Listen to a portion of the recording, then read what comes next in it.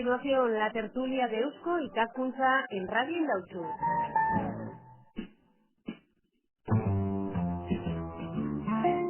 Bueno, buenos días, bienvenidos una vez más a una nueva cita con las tertulias que organiza aquí cada semana Eusko Ikaskuntza, ya lo saben, en R y Ratirá. La vemos todos los días, la llevamos disfrutando desde siempre, desde los primeros recuerdos, pero la conocemos lo suficiente. Hoy nos vamos a referir a la ría de Bilbao, una ría que vamos a tratar de acercar más a sus vecinos, más a los bilbaínos, más a los vizcaínos. Para hablar sobre este asunto tenemos ya con nosotros a tres personas, tres invitados que saben y mucho sobre este tema. En primer lugar vamos a dar la bienvenida, a saludar a Susana Serrano Abad, que es investigadora en el Departamento de Historia Contemporánea de la Universidad del País Vasco. Algunos buenos días. Buenos días. Bueno, Susana también está en nuestros estudios, Pedro Novo, que es profesor titular de Historia Contemporánea en la UPV, ¿es así? Sí, correcto. Buenos días. Y por último damos la bienvenida a Aranza Pareja, que es profesora en las aulas de la experiencia de la UPV. Bueno, buenos días. Hola, buenos días. Bueno, pues ya estamos aquí todos y yo no sé por dónde podríamos empezar a hablar de la ría de Bilbao, ¿no? Porque es un tema que yo creo que es, a la parte interesante, es bastante complejo de ponerle un punto de inicio. Yo no sé cuándo se puede empezar a hablar de la ría de Bilbao, en qué punto en esta historia. Bueno, pues yo creo que el punto, cuando podemos hablar de la ría como un conjunto urbano, una unidad territorial, ¿no? Conformada por diferentes unidades, ¿no? Que funcionan, que tienen sus funciones y que, bueno, pues que se van complementando esas funciones, es a partir del despegue industrial que se produce en el País Vasco en el último cuarto del siglo XIX, ¿no? Porque hasta entonces, dentro de la estructura urbana de Vizcaya, bueno, pues hay una jerarquía más o menos establecida, ¿no? Que en esa jerarquía pues están a la cabeza las villas, pero no hay todavía definido que no aparece todavía como definido este conjunto, ¿no? Y será a partir justo del despegue industrial del siglo XIX cuando se conforma esta unidad, porque a ese despegue va a ir seguido, va a conllevar una expansión urbana por todo a lo largo de esa zona, ¿no? Que va a tomar como eje justo lo que es la ría de Bilbao, ¿no? Entonces es a partir de entonces cuando se conforma esta unidad, pero como una unidad territorial, como un conjunto urbano formado por diferentes unidades que cada una de ellas va a tener una función y además se van a complementar. ¿Y antes qué significaba? Es decir, a partir de la fundación de la ría de Bilbao, ¿qué es lo que era, no? Para qué? Bueno, yo estoy de acuerdo con lo que dice Susana y es verdad que lo que nosotros normalmente a nivel de calle, a nivel de pies se entiende como la ría de Bilbao es lo que se formó efectivamente a partir de la Segunda Guerra Carlista, ¿no? A partir de 1878, los años 80, de finales del 19. Pero yo creo que sí es posible reconocer una especie de germen, ¿no? Porque Bilbao en su fundación lo que fue es sobre todo un puerto comercial, y digamos que todos los barcos entraban desde la boca de la ría, desde Labra hasta Bilbao. Entonces ese trasiego de barcos antiguo formó, digamos, una relación que no es una relación exactamente como la de ahora, pero sí es una relación de trasiego de barcos, de mercancías que cargan, que descargan, y sí había una cierta unidad de lo que es estrictamente las márgenes de la ría, ¿no? La izquierda y la derecha. Que luego eso, lógicamente, se convirtió en otra cosa que creo que conocemos, ¿no? Pero sí había una cierta relación, no solamente entre las actividades económicas, sino también entre los habitantes, ¿no? La ría, como decíamos, se puede entender como algo que es unidad territorial, al fin y al cabo une el hilo residencial, también la margen izquierda, ¿no? Es algo que lo une todo prácticamente, ¿no? Sí, efectivamente, yo creo que también subrayando lo que han comentado las compañeras, como entidad de alguna manera física, ya las fechas que han comentado las compañeras son ciertas, pero incluso como entidad administrativa, ya hay que esperar un poco más tarde, hay que esperar ya los años 40, 1945, cuando nace esa corporación administrativa del Gran Bilbao, que de alguna manera sí que da ya, sí que descarta la naturaleza, bueno, pues a una metrópoli ya, porque no solamente es Bilbao, sino ya es todos los municipios un poco que la conforman, 19 municipios desde Galdacano hasta la desembocadura, ¿no? Pero es verdad que antes de todo esto ya efectivamente hay un germen, hay una espina dorsal que podríamos llamar que es la ría, que de alguna manera pues ha conectado a Bilbao con con buena parte de su actividad económica prácticamente desde sus orígenes, desde su fundación, ¿no? Más como una ría que francamente es una fue pródiga la naturaleza con Bilbao, ¿no? Es decir, es un puerto natural, facilitaba de toda la salida comercial, en todos, en cada uno de los momentos, evidentemente con productos distintos en función del momento en el que nos encontramos, ¿no? Pero como le comentaba, como unidad administrativa, como un elemento ya que está siendo solamente puramente geográfico, hay que esperar ya el 45 cuando nace esa corporación administrativa a través de así de planes de ordenación urbana, que pues quizá tengamos ocasión de hablar de ello, y ahí un poco ya se empieza a fijar ya una unidad quizá más teórica que real, pero que sí que ha tenido algunos éxitos en algunos aspectos que seguramente tenemos oportunidad de hablar de ellos. Me refiero unidad en el sentido de que ahí vamos a encontrar con algún tipo de servicios, con algún tipo de actuaciones que se van a mancomunar, que no solamente va a ser Bilbao, sino que va a ser la margen derecha, va a ser la margen izquierda, incluso los ayuntamientos que están a más arriba, y pues que van a dar ese aspecto que conocemos y que que de alguna manera todo el mundo ya conoce, desde luego. En los últimos años se habla mucho del lavado de cara, ¿no?, que está sufriendo la capital vizcaína, el lavado de cara que estamos viendo en Bilbao muy claramente además, pero desde última parte del siglo XIX hasta hoy, fíjense lo que puede haber cambiado no solo Bilbao, sino Vizcaya entera, ¿no? Los usos de la ría supongo que habrán ido también variando, no sé si podríamos hacer un poquito de historia en cómo ha ido esa transformación en los usos de la ría. Es que ese es un aspecto interesante, ¿no? Que es un espacio que se va adaptando a las coyunturas imperantes, ¿no? Entonces, si hasta el siglo XIX es una ría comercial, es una ría marítima dedicada a la navegación, una vez que quiebra ese modelo, de que quiebra el sistema económico tradicional, basado sobre todo en las ferrerías y en el comercio, pues empiezan a surgir iniciativas renovadoras basadas en la moderna siderurgia, y sobre todo será eso hacia el año 1830, pero va a ser sobre todo a partir de 1860 con la exportación del mineral de hierro, cuando se produzca ya el cambio verdadero, ¿no? La auténtica revolución, ¿no? Es cuando entonces cambiará esa economía, ¿no? Ya pasan a dedicarse, esos comerciantes se dedicarán a la exportación del mineral, y una vez capitalizados, pues emprenderán la implantación de la moderna siderurgia en lo que es Baracaldo y Sestao. Y es entonces cuando ya tenemos otra ría, ¿no? Una nueva ría, la ría industrial, ¿no? Y bueno, ese modelo quiebra otra vez hacia el año 1975, eso lo hemos vivido, ¿no? Quiebra lo que es la industria, ¿no? El sistema basado en la industria siderometalúrgica, y bueno, pues a partir de ahí una gran crisis, una gran reconversión, que coincida también con una fuerte crisis urbana, ¿no? Y bueno, pues entonces hay que reconvertir y reestructurar todo esto. Y que tenemos a partir de ahí, pues ya tenemos el cambio, ¿no? El cambio hacia un nuevo modelo económico, ¿no? En el que tendrán más pujanza los servicios.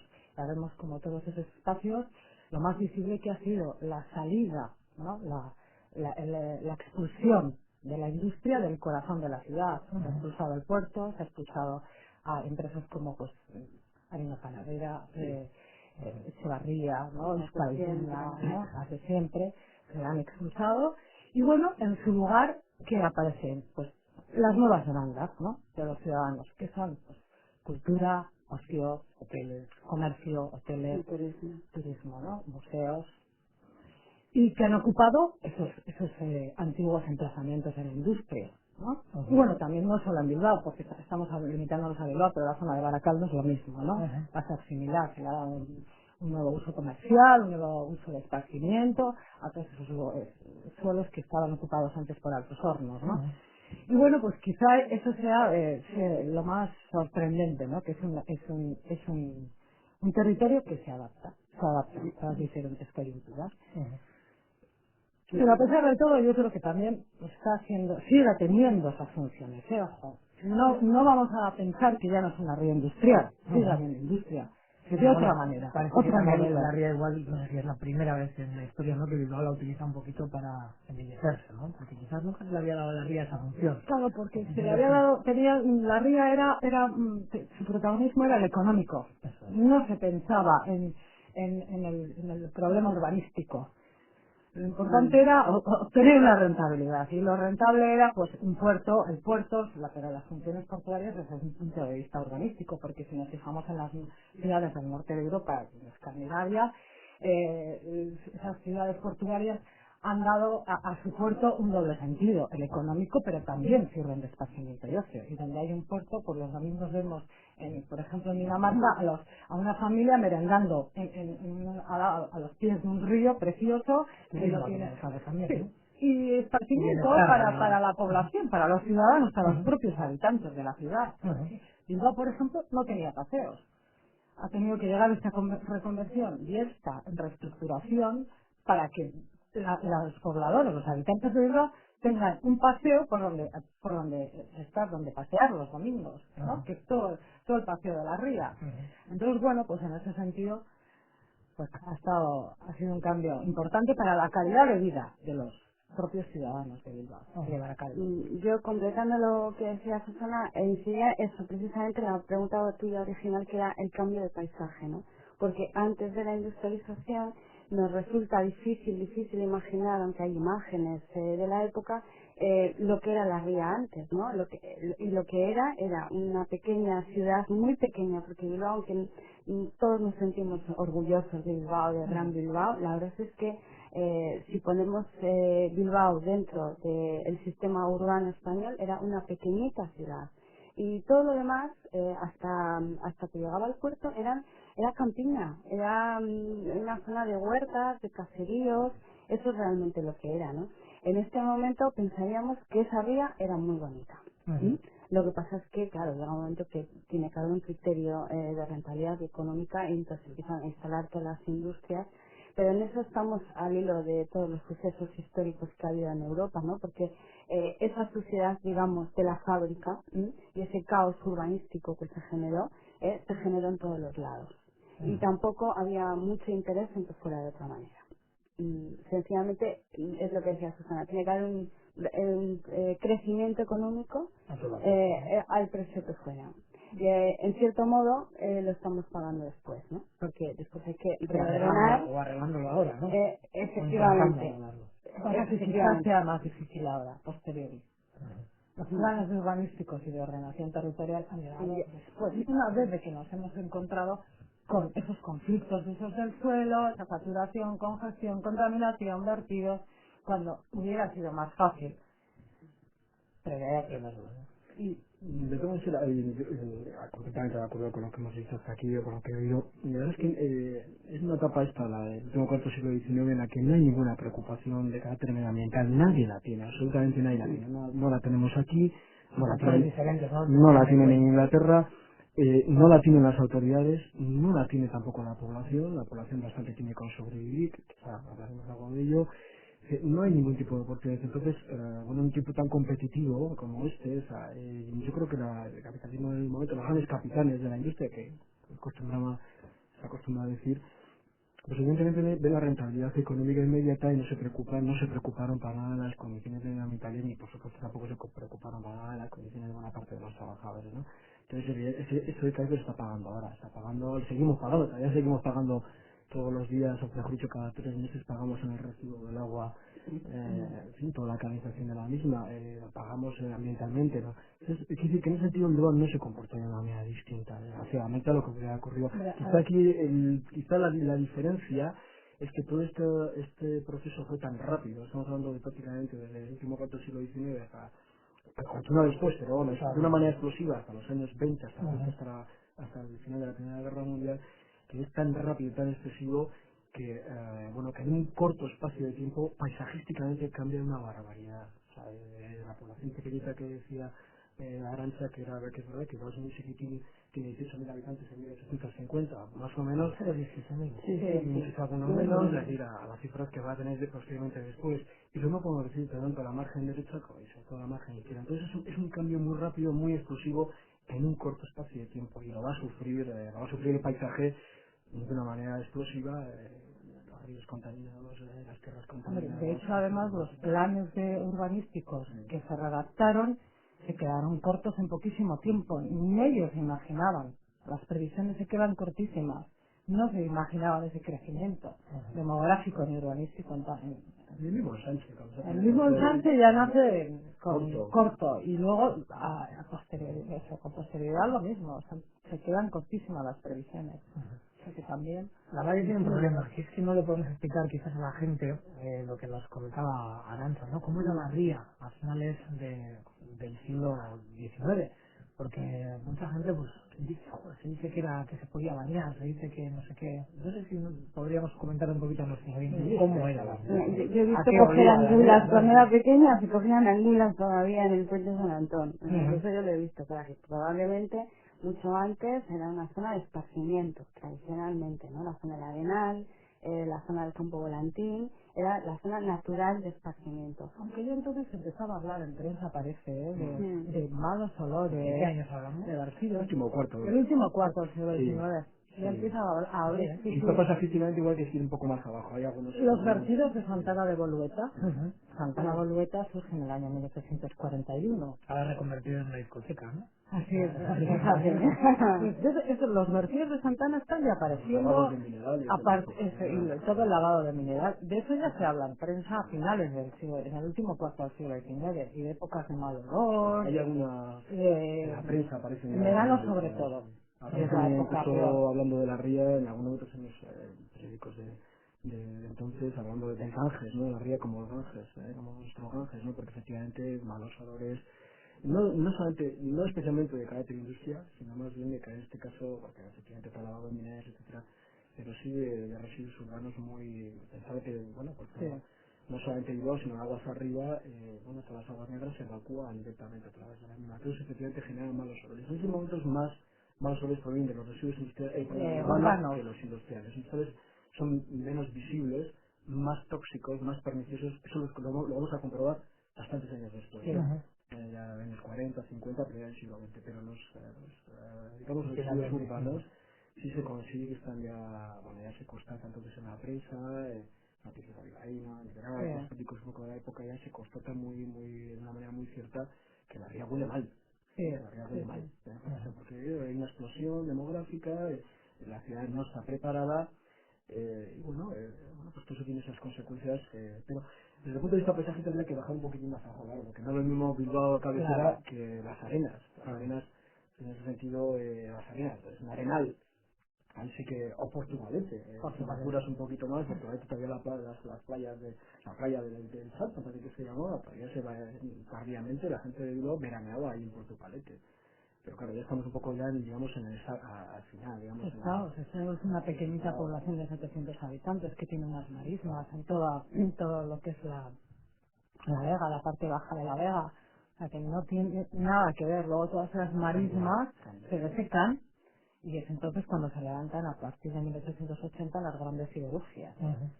Y claro, se provoca bueno, pues un crecimiento Bueno, pues además demográfico y curioso, urbanístico impresionante. hay curioso que todos los mejores terrenos, de ambas vegas, curiosamente lo ocupa la industria, no lo ocupa la... Porque el problema igual de la ría es que es una ría que desde su cabecera nace muy encajonada entre montes. Por un lado tenemos Arzana, tenemos el Pagasarri, es un valle muy estrechito.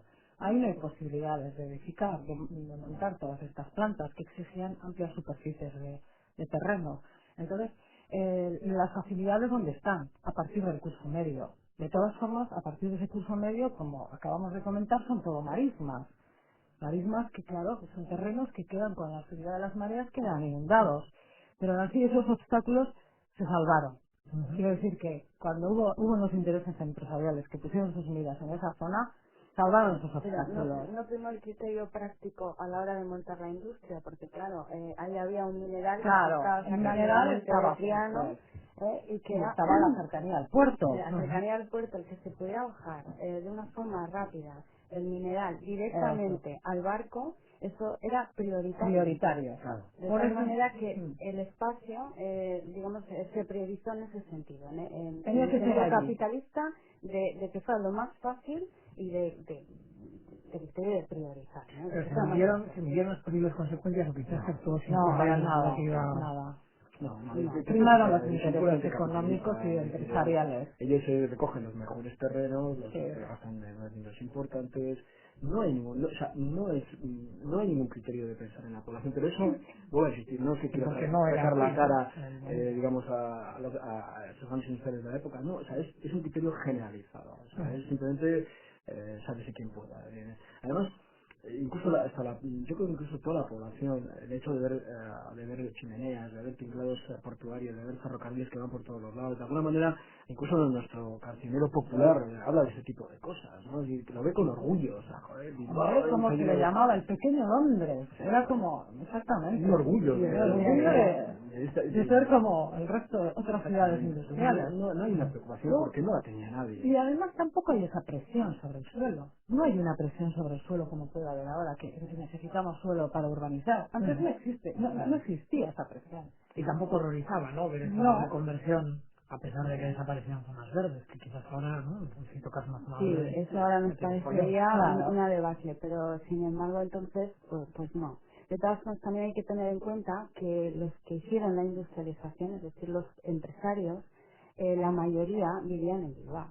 Pues su zona, digamos, residencial en principio era Bilbao. Y si os dais cuenta, sacaron todo lo sucio para atrás, ¿no?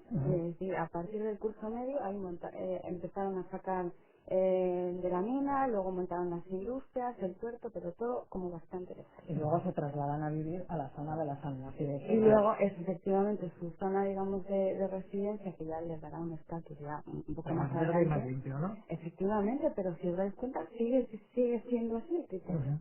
Eso ha permanecido de alguna forma, esa división entre la margen izquierda industrial, industriosa también, pero en cierto modo sucia, ¿no? De color acero, ¿no? Lo Sí, que ven ahí en un la... color oscurito, Ujú. y una margen derecha, sobre todo la última parte, pues, digamos, dignificada socialmente, ¿no? Y esas cosas tardan mucho en cambiar.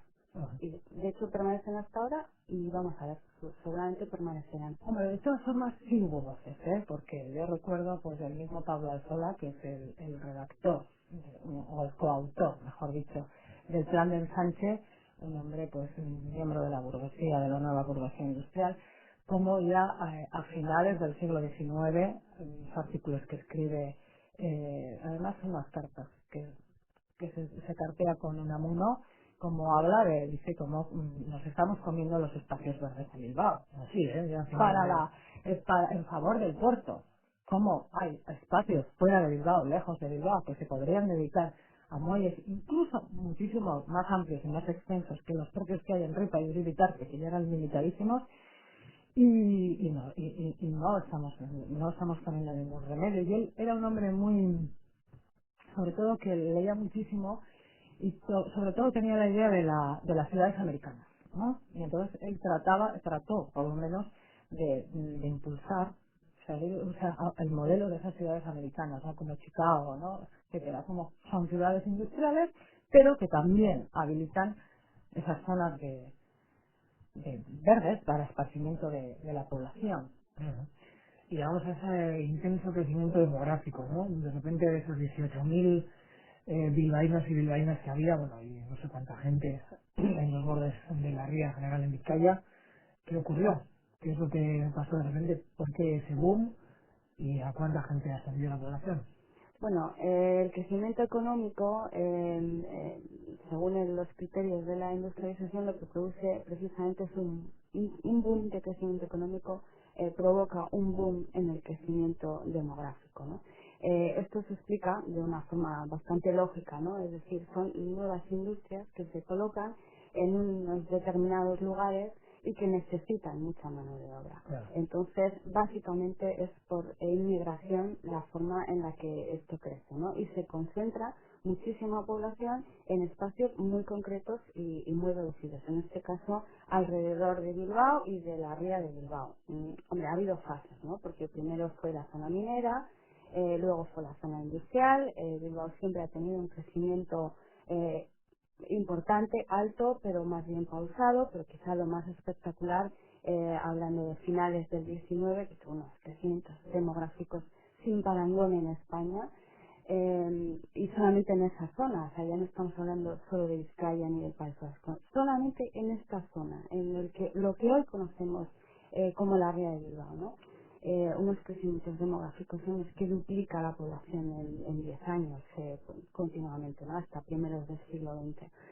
Entonces, ¿Estaba preparada la ciudad para acoger a la no, evidentemente no solamente no estaba Bilbao, tampoco lo estaba en las márgenes, sí, sobre todo la margen izquierda, que es lo que primero captó todo el crecimiento demográfico, ¿no? Entonces, podemos imaginar cómo colocan un monstruo de fábrica con esas chimeneas tan altas en Baracaldo, por ejemplo, en Sestao.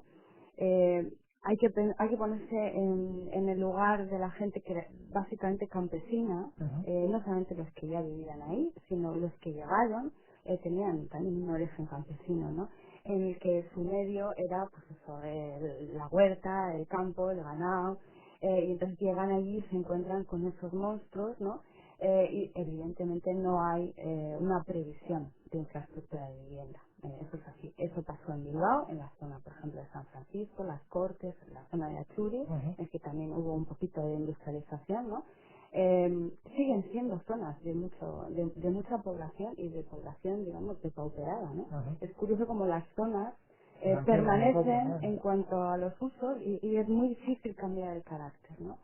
Entonces, evidentemente no había una posibilidad de prever lo que ocurrió, porque la cantidad de inmigrantes que llegaron en 10 años, por ejemplo, a Baracaldo, fue enorme.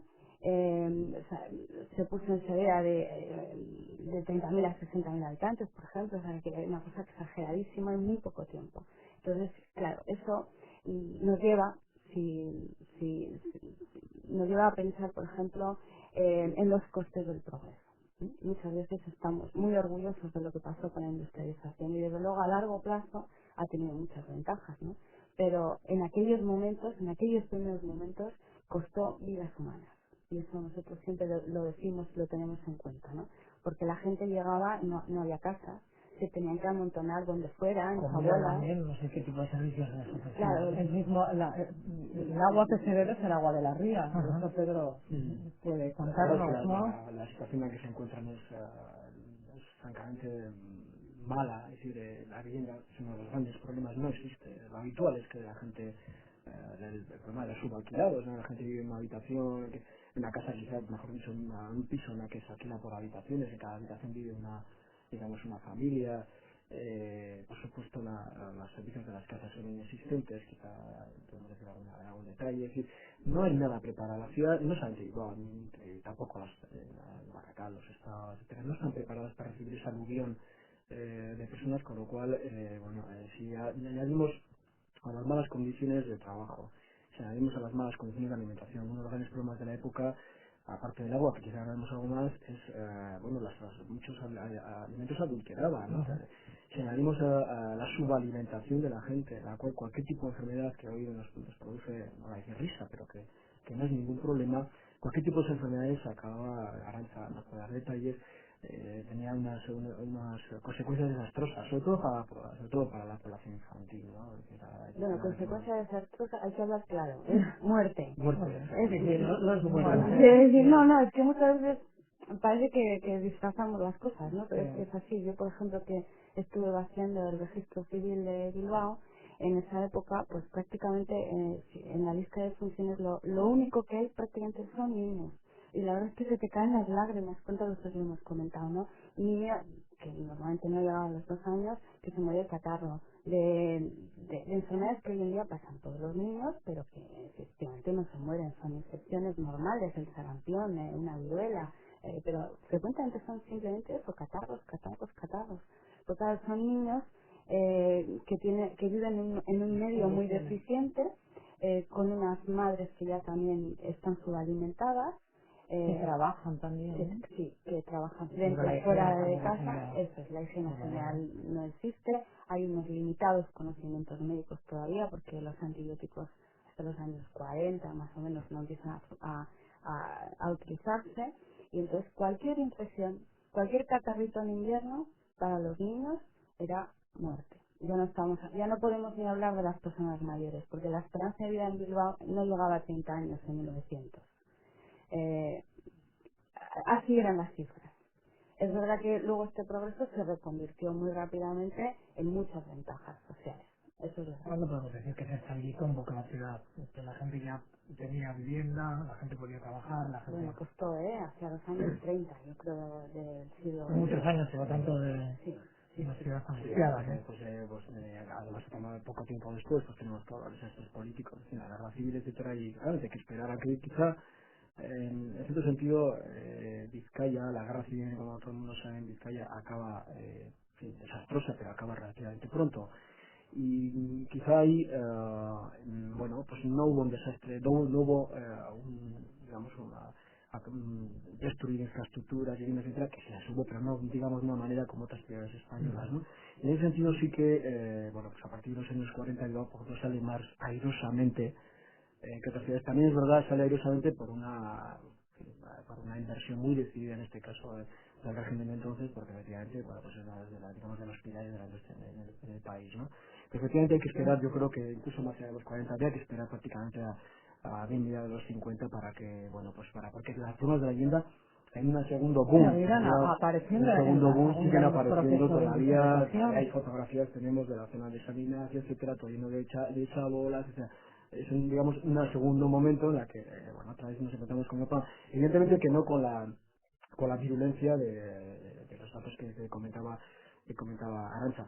Allí lo único, disentir un poquito, que Arantxa lo sabe perfectamente, o sea, no es que no haya conocimientos médicos en el momento que los hay, es verdad que no hay soluciones, porque la mayor parte de las etiologías de las enfermedades las se conocen ya en el último cuarto del siglo XIX, las que Arantxa menciona, qué tipo de enfermedades de carácter respiratorio, las enfermedades de carácter hídrico, se conocen, lo que pasa es que en algunos casos no hay remedio y en algunos casos también la falta de conocimiento de la población, porque una cosa es el conocimiento científico, otra cosa es trasladar ese conocimiento científico al conjunto de la población, tarda mucho más. Ajá. Entonces eso sí que trae a ese desastre, esa muerte prematura, bueno, el caso por ejemplo es de la famosa tisis, ¿no? Que la tenemos en la ópera, tenemos en la novela, en la ciencia, estoy refiriendo y a la tuberculosis. tuberculosis, ahí que se conoce perfectamente cuál es digamos el agente causal, ¿no? Pero evidentemente la respuesta para acabar con la tuberculosis es muy buena alimentación, buenas condiciones higiénicas de la casa, iluminada, ventiladas, etc. Es algo que entonces era muy difícil de aplicar, a la población. Entonces, en ese sentido, para que todo eso se regule, hay que esperar muchos años, francamente muchos años, ¿no? Y en esa situación de caos viene quizás el tema estrella, ¿no? Cuando se habla de la ría. Se nos ensucia el agua y todavía hoy lo estamos pagando, ¿no? Y no tenemos una ría limpia, aunque dicen nuestros dirigentes que la cosa está cada vez mejor. No sé si nuestros tres estudiosos opinan lo mismo. Bueno, la verdad es que el tema del agua y Susana que también lo ha mirado algunas cosas en el ayuntamiento, es una estrella, digamos, es la deficiencia del agua en Bilbao es, si miramos las actas de las reuniones del ayuntamiento, yo creo que no hay reunión en la que no se toque este tema, porque es uno de los grandes servicios que entonces se demandaba, ¿no? Ajá.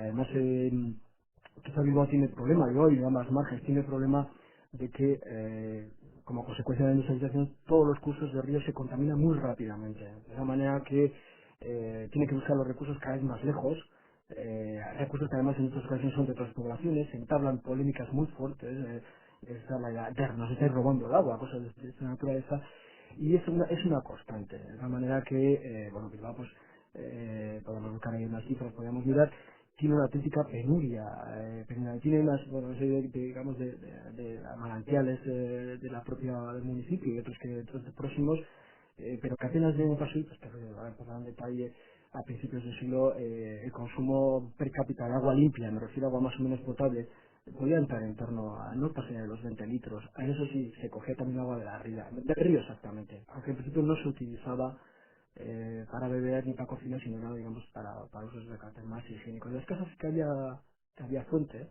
había dos fuentes, en realidad no una de la que se llamaba de la potable Sí, y otra de la no en las potable, casas de ¿no? Castro Esas de Viejo, las que había. por ejemplo, yo recuerdo en la casa de mi abuela en Barrancalle había, donde estaba la pila de la cocina, dos grifos. Uno de ellos era el agua de la ría, que se usaba, no, consideraba no potable, claro, porque te estoy hablando de años. 70, o sea que pero esto existía desde siempre, ¿no? Había el grifo de la ría y el grifo de agua potable. Existía una doble cañería hasta que esto se consiguió solucionar, ¿no? Por lo menos en Bilbao. Por otro detalle que te comentaba, estaba mirando ahí los papeles, en 1900, digamos la media, cogía las que podemos llamar aguas limpias, es 48 litros por persona y día, por persona y día. Un poquito antes te puedes encontrar con que, por ejemplo, un poquito antes, en 1993, no hay más de 4.000 grifos instalados en todas las viviendas de Bilbao. 4.000 grifos. Si tenemos en cuenta que hay casi 2.500 inmuebles, no digo pisos, sino inmuebles, pues nos da que había prácticamente un grifo por cada 21 personas y un grifo por cada 1,6 inmuebles. Daros cuenta, o sea, la gente acude, puede haber una fuente en el portal. Hay fuentes públicas que acuden a la parte, pero la mayor parte de la gente no dispone de agua potable en casa. Eso es un lujo al alcance de muy poquita. Hay una segregación muy clara en el sentido de muy poquita gente, ¿no? Y eso además es algo que se va extendiendo, porque es un problema que prácticamente sigue teniendo, más o menos lo va paliando hacia los años 20 y lo soluciona medianamente cuando trae las aguas torrente, cada vez más lejos, aguas que son de Burgos, bueno, literalmente nacen en Burgos, y soluciona parcialmente el problema, pero muy poquito, por ese crecimiento que decíamos posteriormente, vuelve a aparecer el problema de esa manera que a partir de los años 50 luego va a desaparecer. Sí, es verdad que no tiene las dos fuentes, no tiene las dos. Más luego agua que requieren también las industrias. Entonces, otro aspecto que no es solo para la población, tiene que surtir también a las industrias, que toda la industria siderúrgica necesita de la industria papelera, por ejemplo, ¿no? Próxima a la ría, necesita agua, la metalúrgica necesitan agua y es un consumo que no pueden poner. Es un problema que ha sido una constante, prácticamente una constante hasta que uno de los éxitos que antes te comentábamos de esa corporación administrativa precisamente es la constitución ya en el año 66 del consorcio de aguas que de alguna manera va a paliar uno de los grandes problemas en ese sentido, ¿no? Pero hasta entonces es una auténtica constante, una preocupación de todos los regidores bilbaínos por no referirnos a los municipios, porque si Bilbao está mal, el resto está absolutamente peor. Porque al final Bilbao pues, es un municipio con una cierta amplitud de población y puede, gastar, invertir en tareas que son costosas y largas, pero los ayuntamientos pequeños, más pequeños, está Portugalete, incluso como Baracaldo, etcétera. Estamos hablando que en los años ya 50, ya en los años 50, de 1950, pues te puedes encontrar con un consumo per cápita que no llega a 50 litros por persona al día. O sea, es muy escaso. O sea, todo esto hay que esperar efectivamente al nacimiento del consorcio para que se pueda empezar un poco a dar la luz, ¿no? Y de ahí un poco, bueno, de esa falta de agua se derivan muchos problemas sanitarios que antes comentaba y de salud que comentaba Arantxa, ¿no? Es decir, las casas no se baldean, la gente no lava la ropa como la hacemos ahora, la gente no se cambia la ropa como hacemos ahora, la gente no se ducha. Podríamos tener aquí unos datos muy curiosos, ¿no? La gente acude a los baños municipales. A los baños públicos, claro. Para ducharse, ¿no? Pero las cifras son irrisorias, ¿no? La gente lo hace en casa. O sea, con el agua hay una especie como de una relación un poco extraña, ¿no? Que va mejorando evidentemente a lo largo de los años, como de necesidad, pero de recelo a la vez, ¿no? Es decir, el agua efectivamente en principio es una cosa que simplemente es importante para beber o para cocinar. Poco a poco se va viendo que es un elemento esencial para la higiene no solamente pública sino privada, pero eso va costando muchos años, ¿no? Entonces todo eso es un proceso que bueno pues la gente va conformando. Además el agua es cara, no tanto el agua en sí mismo sino las instalaciones en las casas. Muchos propietarios se niegan a instalarlas en las casas.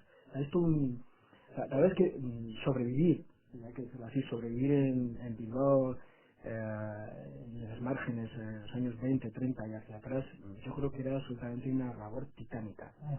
Absolutamente titánica. Horas largas de trabajo, malas condiciones en el trabajo, enfermedad, subalimentación.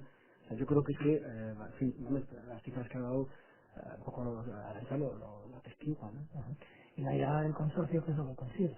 Bueno, el consorcio lo que consigues a través, nuevamente, esta vez cogiendo aguas que no son nuestras. tampoco son de nada, tampoco, en fin, agua tampoco es son aguas que, como sabes, Pero hoy en día no podría hacer eso, sería impensable. no, hoy en día también se podría hacer, porque en realidad Pero tendríamos una competencia territorial. de hecho ya en realidad las aguas se reparten, no voy a decir a partes iguales, pero hay también Lisa, que es, digamos, que es exactamente, que es lo, digamos, es digamos, la autoridad que lleva estos temas. La base de Barigambó, exactamente. Y de alguna vez se reparten las aguas, que también ha sido posible. Sí lo resuelve porque efectivamente hay un problema, ya no es un problema sanitario como antes comentábamos, sino es un problema que dice Susana, es un problema para la industria. La industria empieza a consumir unas cantidades, estamos hablando de Petronor, de las industrias químicas, que están la margen izquierda de Gambia, etcétera, limitan una cantidad de agua importantísima, no hablaremos porque no sería cuestión de aburrir, pero entonces no es tanto el problema del abastecimiento de la población en los años 50 60, sino el problema es el abastecimiento de las industrias, que es una gran demandante de agua, ¿no? Pues el sistema de consorcio en ese sentido va a aliviar, en las dos direcciones va a aliviar ese gran problema, no cabe duda. Yo creo que es una de las cosas, de los éxitos que de alguna manera que se pueden, que la gente, como a pesar de que pagamos y tenemos el agua que tenemos, pero yo creo que es uno de los éxitos que la gente lo ve, a pesar de que efectivamente pues llevamos ya, creo que son 20 años pagando esa doble tarifa, ¿no? Siendo que consumimos agua los demás para la limpieza de otros cauces, ¿no? Pero creo que es uno de los grandes éxitos de esa entidad administrativa que antes Hombre, que valoramos ahora mucho más, ¿no? Porque con estos cambios climáticos que están viendo y con los problemas de sequía tan tremendos que en algunos sitios de España tienen, yo creo que nosotros nos sentimos seguros en ese sentido, ¿no? Y probablemente el pilar está ahí puesto en los años 60, que se hizo seguramente por otras causas, ¿no? Y ahora lo valoramos y casi nos parece como normal, ¿no? Tenemos agua y probablemente tengamos durante mucho tiempo. Y en cuestión de imagen, que a la gente también le preocupa mucho, ¿cuándo vamos a poder volver a ver la ría más o menos azul, con especies que se dice que ya viven, ¿no? Ya viven en la ría? Yo no sé. Especies que hay, de hecho, todo el Abra se ha recuperado muchísimo. En las acuarios que han abierto en el puerto deportivo de Algorta, en Ariluce, es todo con especies del Abra. O sea, tomadas después de, bueno, cuando han empezado a descender los niveles de vertidos y de contaminación. Lo que pasa es que, bueno, quizá igual lo que esperamos ver es un agua azul. Porque hubo algún alcalde, ¿no?, que prometió que iba a aparecer en el año 2000. Pero bueno, si viajamos por Europa, el Danubio no es azul tampoco. Y otros ríos, o sea, que quizás eso sea lo de menos, el color, la importancia es exactamente. Que está disuelto y esa es la... La gente no se atrevería a bañarse en la ría. Pues no faltaba mucho Pues para probablemente se pueda. Probablemente se pueda en este momento. Lo más curioso del caso es que cuando más vertidos ha habido, cuando más contaminación, todos nos bañábamos en las playas de las arenas y de la costa. Y no había ningún tipo de restricción, y todos bañándonos en la Rigonaga, en Ereaga. Ahora que está más recuperado, pues después de bañar, que nos tomamos nuestra ducha, en el que nos ha puesto la Diputación las duchas, y bueno, con una preocupación terrible. Y entonces yo me pregunto a veces, no sé, como dentro de unos años si me aparecerá algún cáncer de piel o algo, porque claro, en los años 60 todos los que somos de esta edad, nadie se da cuenta. Pero bueno, ¿no? siendo realistas, el problema de la ría es que tiene tantos años y años y años en su cauce de desechos industriales y de vertidos, que eso no podemos pensar que se vaya a recuperar de la noche a la mañana. Yo creo que en la medida que se ha dejado de vertir y en la que se ha dragado un poco, por lo menos la parte de Bilbao, yo creo que se ha limpiado bastante. Creo que se ha visto la recuperación. Yo de hecho voy por el puente del Arenal y veo peces y me parece alucinante. Bueno, son los mubles los típicos. Sí, pero bueno, hay servidos, ¿no? Hay que estar consorcio todos los amigos a la mañana con las cañas de pesca para que los niños pesquen. Y eso es los así. informes que hace que el mismo consorcio elabora, bueno, que no los elabora ellos, elabora a través de otras compañías, respecto a la toxicidad del agua. Estamos hablando de metales, de plomos, arsénico, o sea, todo fenoles. Muchos de los productos son cancerígenos, que han sido vertidos, como decía Arantxa, durante un centenar de años. Sin contar ya todo lo que es toda la parte ya de los lavados de los minerales, que quizás en ese sentido son bastante menos, tienen menos toxicidad, ¿no?, de alguna manera. Pero eso es muy difícil de limpiar. Yo creo que si una labor sería bien hecha, costosa, no cabe duda, pero que yo creo que estamos viendo ya los frutos y la posibilidad de bañarse, yo creo que no, yo no creo que haya tantos problemas ya para hacerlo. Hombre, no voy a decir aquí mismo lo de la riada, ¿verdad? Porque todavía está buena parte de los lodos que todavía no saben realmente, no saben qué hacer, si levantarlos o dejarlo tal cual está. Luego sí que puede haber un problema, ahí puede haber incluso hasta recuperables económicamente, ¿no? Pero en mareas altas, no te voy a decir ahí, pero ya por ejemplo a la altura de Portugalete, no habría ningún problema probablemente ahí, como que se ven peces. Yo creo de todas formas que lo que estamos esperando que se pueda hacer en la ría no es tanto bañarnos, que probablemente eso nos importa relativamente menos, sino que haya un uso de ocio con respecto al cauce, ¿no? Como esas imágenes que tenemos de otras zonas europeas, ¿no? Por ejemplo, cuando vemos el Danubio lleno de barquitos, ¿no? Pues yo creo que eso es lo que nos apetecería. Pero eso solamente es una cuestión de iniciativa, ¿no? Bueno, de hecho el Museo Marítimo ya está apostando por ese tipo de actividades, ¿no? Y bueno, también hemos tenido las regatas de la universidad, todo ese tipo de actividades, ¿no? Al fin y al cabo la tenemos ahí y hay que disfrutarla. Nosotros acabamos nuestro tiempo, supongo que se nos quedan varias cosas en el tintero, porque la ría da para mucho, ¿no? Quizás nos volvamos a encontrar, vamos a despedir a nuestros invitados y quizás cerrando, gracias por estar con nosotros hoy. Gracias a vosotros. Pedro Novo, también muchísimas gracias por su apertura de estudiar en Polonia, gracias, y Aranza Mareja, profesora en las aulas de experiencia del autor. Muchas gracias a vosotros. Y espero que nos volvamos a encontrar, porque como decimos, la ría puede dar para mucho, ¿no? Para muchísimo. Nosotros nos marchamos, no sin antes recordarles que Eusko Ikaskuntza, en colaboración con la Universidad de Deusto, celebra el próximo 2 de diciembre la jornada de aplicación de las tecnologías de la información y de la comunicación al tratamiento del patrimonio documental. La jornada quiere acercar a estudiantes, investigadores y docentes uno de los temas centrales de la innovación universitaria y cultural de nuestros días: la aplicación de las tecnologías de la información para el análisis y estudio del patrimonio documental, oral y escrito. La jornada, como decimos, comienza el viernes 2 de diciembre a las 9 menos cuarto de la mañana en la Universidad de Deusto. La entrada, por cierto, es libre. Nosotros nos marchamos, nos escuchamos la próxima semana. Ahora.